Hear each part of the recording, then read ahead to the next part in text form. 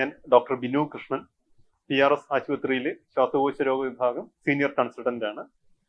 നമ്മൾ ഇന്ന് സംസാരിക്കാൻ പോകുന്നത് എല്ലാവരും ഏറ്റവും അധികം കോമൺ ആയിട്ട് അനുഭവിക്കുന്ന ഒരു കാര്യം, അതായത് കൂർക്കം വലി. നമ്മുടെ കൂർക്കം വലി കേൾക്കാത്തവരാരും ഇല്ല, അല്ലെങ്കിൽ പലപ്പോഴും ഒന്ന് കൂർക്കം വലിക്കാത്തവരായിട്ട് ആരും ഇല്ല എന്ന് തന്നെ നമുക്ക് പറയാം. ഇത് എപ്പോഴാണ് നോർമൽ അല്ലെങ്കിൽ എപ്പോഴാണ് അബ്നോർമൽ ആകുന്നത്? ഒട്ടുമിക്ക ആൾക്കാരിലും കൂർക്കം വലി കോമൺ ആയിട്ട് കണ്ടുവരുന്ന ഒരു സിംറ്റമാണ്, ഒരു ലക്ഷണമാണ്. ഇത് പലപ്പോഴും പലർക്കും, ഒരു വലിയ ശതമാനം ആൾക്കാർക്കും ഇത് നോർമൽ ആയിരിക്കും. അത് നോർമൽ സ്നോറിംഗ് അല്ലെങ്കിൽ ഫിസിയോളജിക്കൽ സ്നോറിംഗ് എന്നാണ് അതിന് പറയുന്നത്.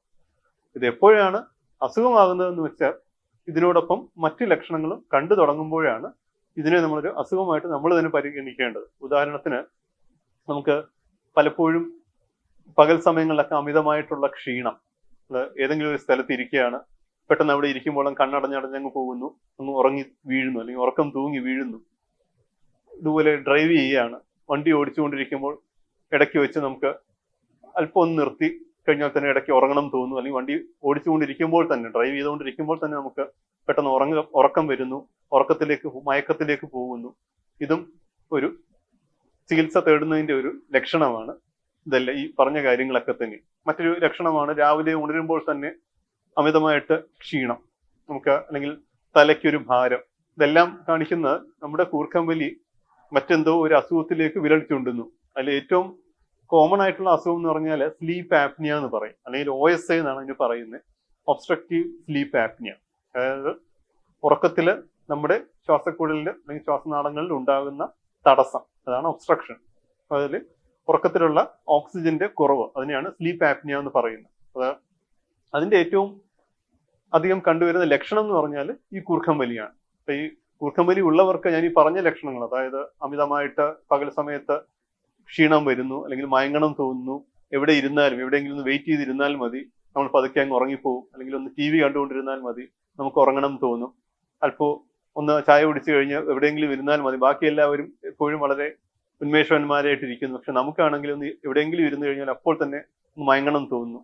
ഇതൊക്കെ സ്ലീപ്പ് ആപ്നിയയുടെ ലക്ഷണങ്ങളാണ്. അതുപോലെ രാവിലെ ഉണരുമ്പോൾ തന്നെ തലവേദന, അസഹ്യമായ തലവേദന കാരണം നമ്മൾ രാവിലെ ഉണരുന്നു. ഓഫീസിൽ ചെന്ന് കഴിഞ്ഞാൽ കോൺസെൻട്രേറ്റ് ചെയ്യാൻ പറ്റുന്നില്ല, കമ്പ്യൂട്ടറിന്റെ ഫ്രണ്ടിൽ ഇരിക്കുമ്പോൾ തന്നെ നമുക്ക് അതിലേക്ക് കോൺസെൻട്രേറ്റ് ചെയ്യാനേ പറ്റുന്നില്ല, വളരെ പെട്ടെന്ന് ഉറങ്ങണം തോന്നുന്നു, മയക്കം വരുന്നു. ഇതെല്ലാം സ്ലീപ്പ് ആപ്നിയയുടെ ലക്ഷണങ്ങളാണ്.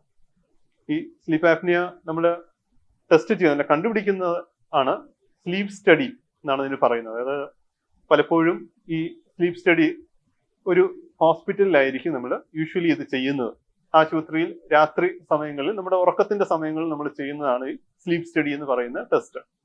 അതിലൂടെയാണ് നമുക്ക് എത്രമാത്രം നമ്മുടെ ഓക്സിജൻ കുറയുന്നു, എത്രമാത്രം ശ്വാസക്കുഴൽ അടയുന്നു, അതോടൊപ്പം തന്നെ അതിനെ എങ്ങനെ കറക്റ്റ് ചെയ്യാം, ഇതൊക്കെയാണ് നമ്മൾ സ്ലീപ്പ് സ്റ്റഡിയിലൂടെ നോക്കുന്നത്. ഇനി ഈ സ്ലീപ്പ് ആപ്നിയ കൊണ്ടുവരുന്ന മറ്റ് ബുദ്ധിമുട്ടുകൾ എന്തൊക്കെയാണ്? ഒന്ന് അമിതവണ്ണമാണ്, ഒബീസിറ്റി.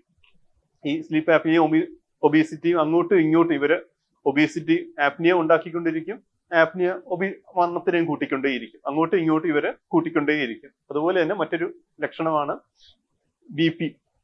പലർക്കും BPയുടെ ഒരു മരുന്ന് കഴിക്കും, കൺട്രോൾ ആവുന്നില്ല, ചിലപ്പോൾ 2 മരുന്ന് കഴിക്കും, കൺട്രോൾ ആവുന്നില്ല, 3 മരുന്ന് കഴിക്കും, അപ്പോഴും കൺട്രോൾ ആവുന്നില്ല. അവരുടെയൊക്കെ അണ്ടർലൈങ് കാരണം എന്ന് പറഞ്ഞാൽ അവർക്കുള്ള ഈ സ്ലീപ്പ് ആപ്നിയ എന്ന് പറയുന്ന അസുഖത്തിനെ ചികിത്സിക്കാതിരിക്കുക എന്നുള്ളതാണ്. അപ്പോൾ ഈ സ്ലീപ്പ് ആപ്നിയ കൊണ്ടുവരുന്ന മറ്റു ലക്ഷണങ്ങളാണ് ഒന്ന് അൺകൺട്രോൾഡ് ആയിട്ടുള്ള BP, അതുപോലെ തന്നെ ഷുഗർ, കൺട്രോൾ ചെയ്യാൻ പറ്റാത്ത ഷുഗർ, പിന്നീട് കൊളസ്ട്രോൾ, തൈറോയിഡ്, അമിതവണ്ണം. ഇതൊക്കെയാണ് സ്ലീപ്പ് ആപ്നിയ കൊണ്ട് അല്ലെങ്കിൽ അതോട് അനുബന്ധിച്ച് വരുന്ന അസുഖങ്ങൾ.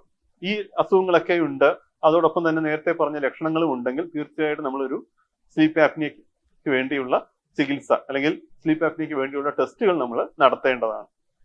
പിന്നീട് ഈ അസുഖം കൊണ്ടുവരുന്ന, ദീർഘനാളായിട്ട് കൊണ്ടുവരുന്ന ബുദ്ധിമുട്ടെന്ന് പറഞ്ഞാൽ ഒന്ന് ഹാർട്ട് അറ്റാക്ക് വരാം.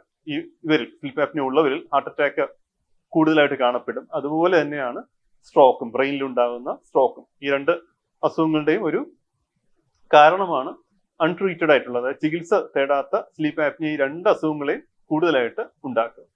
ഇനി ഇതിന്റെ ചികിത്സ എന്താണ് എന്ന് പറഞ്ഞാൽ അതിന്റെ സ്റ്റേജ്, അസുഖത്തിന്റെ സ്റ്റേജ് അനുസരിച്ചാണ് ഇതിന്റെ ചികിത്സ വരുന്നത്. പലപ്പോഴും കോമൺ ആയിട്ട് ഉപയോഗിക്കുന്ന ഒരു ഡിവൈസാണ്, നമ്മൾ പലപ്പോഴും കാണാറുണ്ട്, മാസ്ക് വെച്ച് ഉറങ്ങുന്നു. നമ്മുടെ സുഹൃത്തുക്കൾ പലപ്പോഴും അവർ ഉറങ്ങുന്നത് മാസ്ക് വെച്ചാണ്. അതായത് സ്ലീപ്പ് ആപ്നിയയുടെ ഒരു ചികിത്സയാണ് ഒരു തരം മാസ്ക്, അല്ലെങ്കിൽ ആ അതിന് പറയുന്ന CPAP എന്ന് പറയും. ഏറ്റവും സാധാരണമായിട്ട് CPAPനെ ഉപയോഗിക്കുന്ന ഒരു നിശ്ചിത അളവിൽ വരുന്ന CPAPനെ ഉപയോഗിക്കുന്ന മാസ്ക് ആണ് ഈ CPAP എന്ന് പറയുന്ന മാസ്ക്. അതിന്റെ ജോലി ഇത്രയേ ഉള്ളൂ, നമ്മുടെ ശ്വാസക്കുഴലിനെ തുറന്ന് നമുക്ക് ആവശ്യമുള്ള ഓക്സിജൻ എടുക്കാൻ നമ്മളെ സഹായിക്കുക. നമ്മുടെ ഒരു സഹായി മാത്രമാണ് ഈ മാസ്കുകൾ. അതുപോലെ തന്നെ മറ്റ് ചികിത്സാ രീതികളും ഒക്കെ ഇതിനുണ്ട്. ഓപ്പറേഷൻ പോലെ, സർജറി പോലെയുള്ള ചികിത്സാ രീതികളും ഒക്കെ ഇതിന് ഉണ്ട്. ഇത് നമ്മൾ പ്രിവെന്റ് ചെയ്യാൻ നമ്മളെ കൊണ്ട് ചെയ്യാൻ പറ്റുന്ന കാര്യം എപ്പോഴും റെഗുലർ എക്സസൈസ് ആണ്. എപ്പോഴും എക്സസൈസ് ചെയ്യാത്ത ഒരാൾക്കാണ് എപ്പോഴും അവരുടെ വെയിറ്റ് കൂടും, അവരുടെ വണ്ണം കൂടും. വണ്ണം പിന്നെയും നമ്മുടെ സ്ലീപ്പ് ആപ്നിയ കൂട്ടിക്കൊണ്ടേയിരിക്കും. സ്ലീപ്പ് ആപ്നിയ പിന്നെ വണ്ണത്തെയും കൂട്ടിക്കൊണ്ടേയിരിക്കും. ഇത് പ്രിവെന്റ് ചെയ്യാൻ പറ്റുന്ന ഏറ്റവും നല്ല കാര്യം എന്ന് പറഞ്ഞാൽ എപ്പോഴും നമ്മൾ എക്സസൈസ് ചെയ്യുക.